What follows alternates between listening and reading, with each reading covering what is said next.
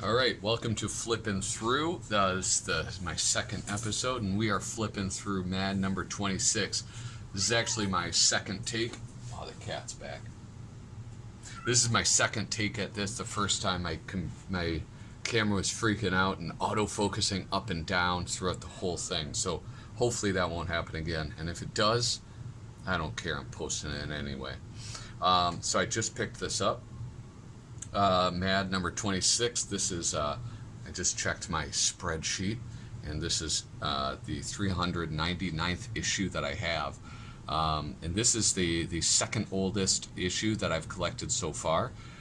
It is, I need like a little pointer or something. Here, I'll use the screwdriver. So, 25 cents, which is indeed cheap, in case you were curious. Humor in a jugular vein. This is, I'm pretty sure,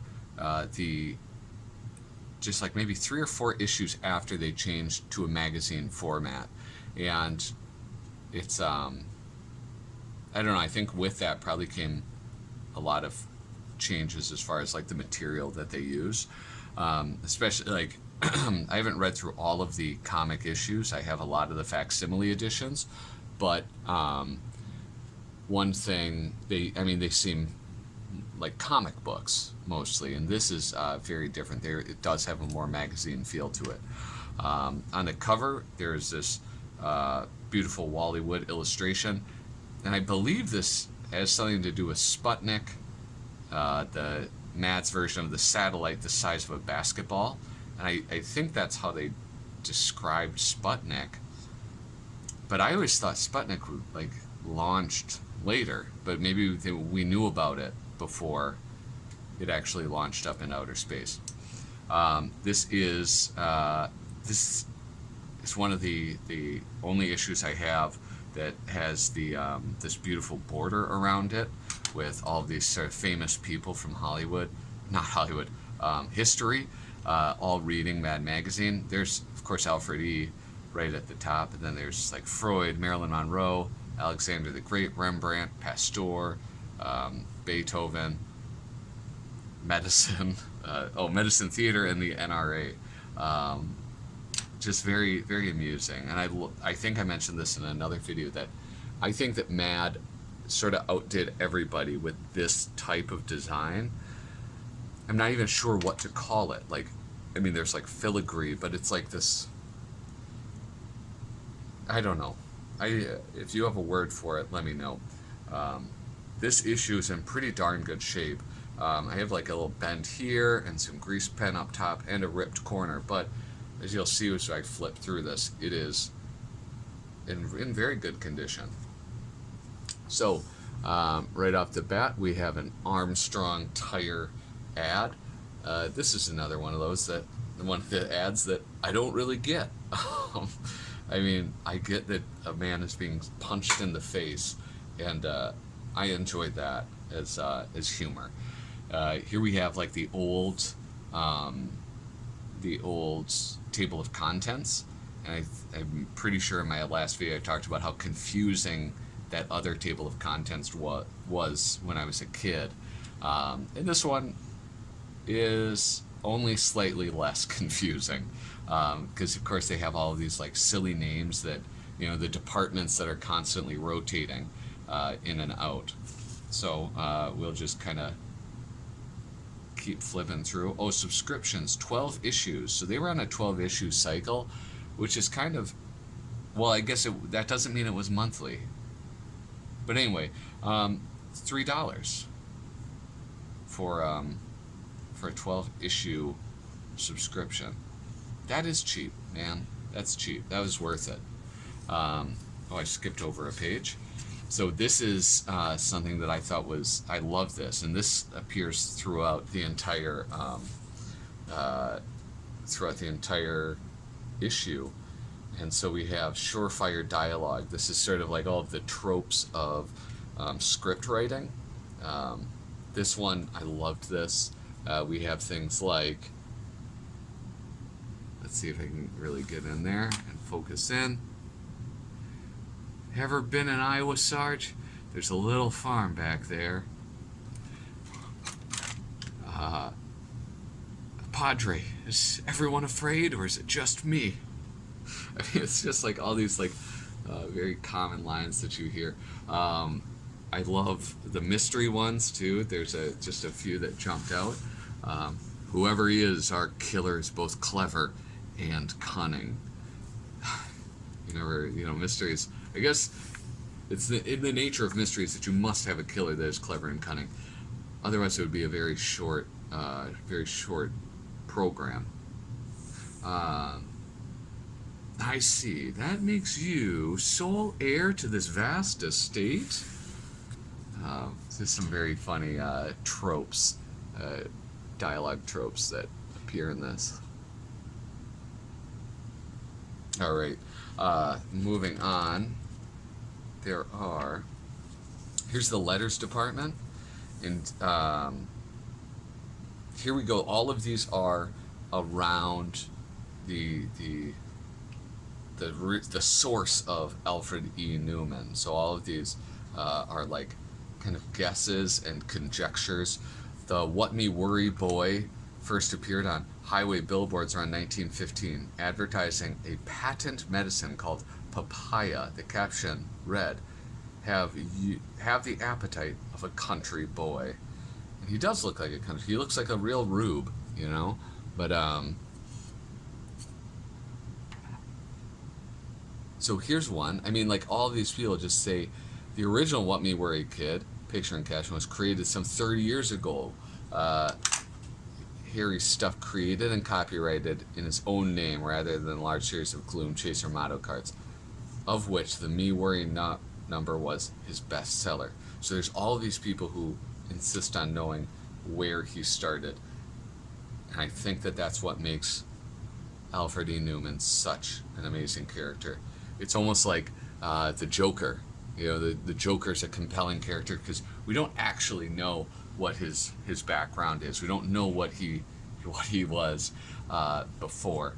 There's lots of stories that tell it, but they're all different, and there's none that like DC Comics has said this is it.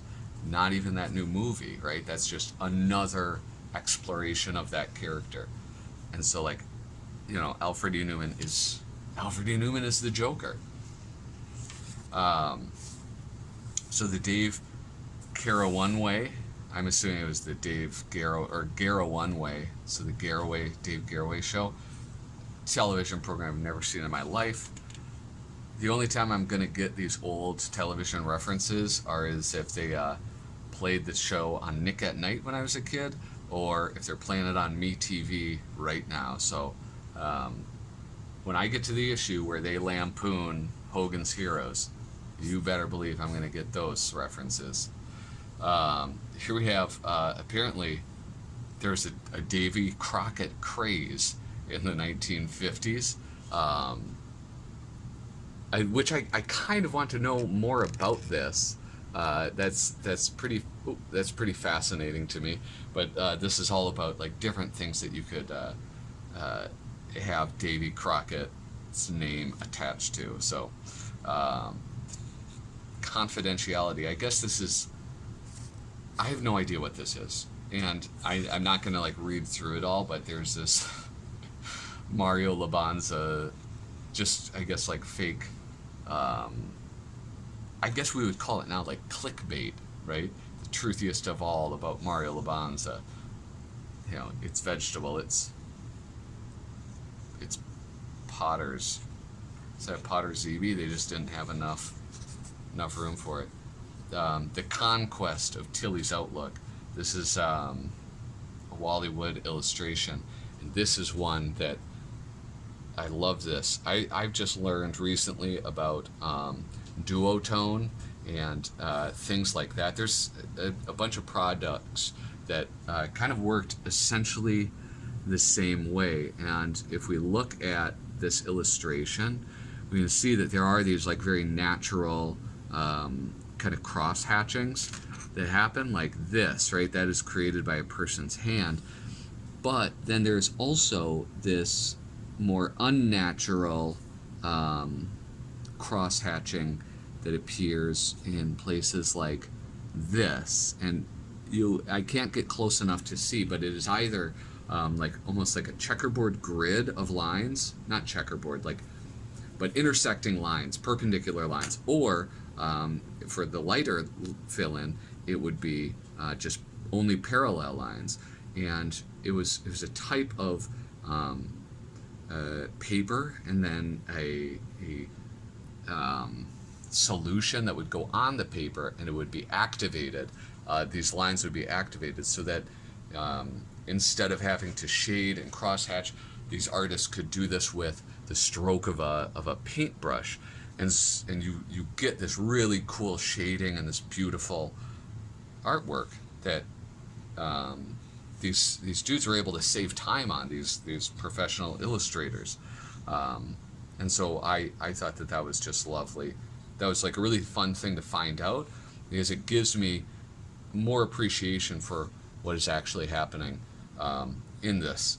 I also love, I mean, because of this mountain thing, like this is just all unpainted, right? I mean, like there's no white on that. That's just the color of the page itself.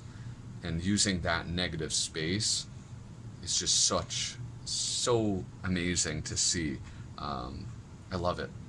I love it because I don't understand how somebody can be as talented to do that. So this is all about how to climb that mountain, and all of the things, all the way to their vast success of climbing that mountain. So try and get the light just right. Is that okay? Anyway, so we have another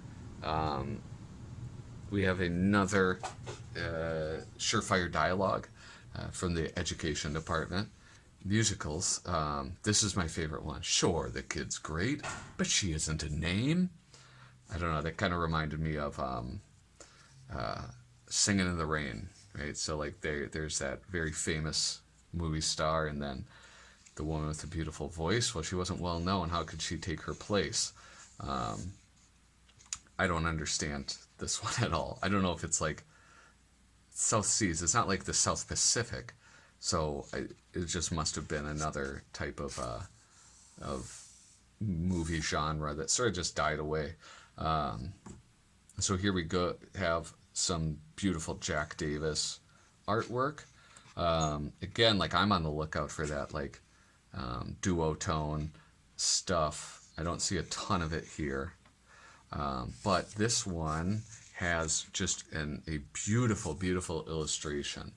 And it is, I'm going to pull it over and zoom in on it. This is, if this is like a more entertaining Where's Waldo?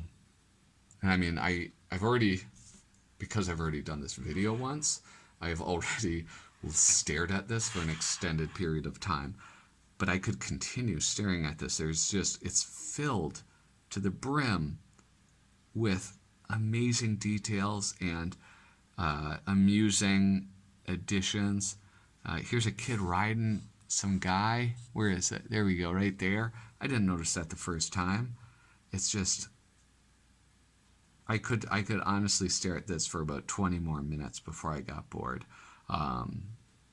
This is a master artist, right? I mean, it's just, he is fantastic. So here we will keep going, because I have, now my first video was rather long because I actually started reading this poem, The Strange Cruise of the Buttercup.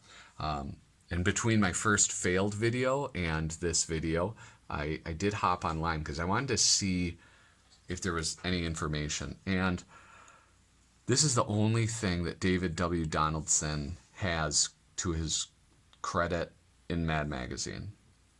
So I don't know if it's something that was in public domain and they reprinted, or if he just did this and was like, nope, that's all I want to do. I did find a forum that was talking about nonsense poems, and apparently this is above it, or a part of that. I'm gonna do like a reading of this as a video, because it's quite long, but it's also really, really well written. I mean, this is like, it's a fantastic story, and I just love it. And I mean, there's so little information about it. I would like to be, I would like to add to that source of information in any way I can, even if it is just making it more available to other people through a video. Anyway, here we go. The Prodigious. And I mean, I feel like this is a reference to one of those big budget Hollywood films at the time. They would just have like those kind of massive, amazing sets. There's one that I'm thinking of in particular that was, I think, like very famous for having like building the set sort of like this up here, where it's like some Egyptian thing, and but I don't know enough about old movies to tell you. It's not like, I don't know. At first I thought like, is it Spartacus? But I don't think that's it. I don't think that's what they're lampooning in this. I think it's something else. Something that's probably very easy to find out if I just hopped on a search engine right now. So now this is like where it feels so much more like a magazine than previous issues, and also much more like a magazine during future issues, because I mean, like, there are a lot of these things where it's just huge blocks of text, and this is like, what an amazing drawing. This is just fantastic. Look at all these creeps down here. Oh my gosh. Will Elder is just, I recently saw a picture of Will Elder, and the best way, it was like Will Elder as a young man, and the best way to describe Will Elder is that Will Elder looks like an illustration that Will Elder would do. He's he's like, I don't know. That's the only way that I can describe him. So here we go. Like, look at Roger Price Department, and here it is. I mean, look, this is a huge article. I mean, this is not, at a certain point, they were just like, they totally abandoned this. And I'd be interested to know when that was. Because I mean, my prime time for reading this magazine was, like, I read 80s issues, but I'm not new. I was like my reading time where I was buying the issues and had subscription was in the 90s, and at that time this level of writing was just not happening.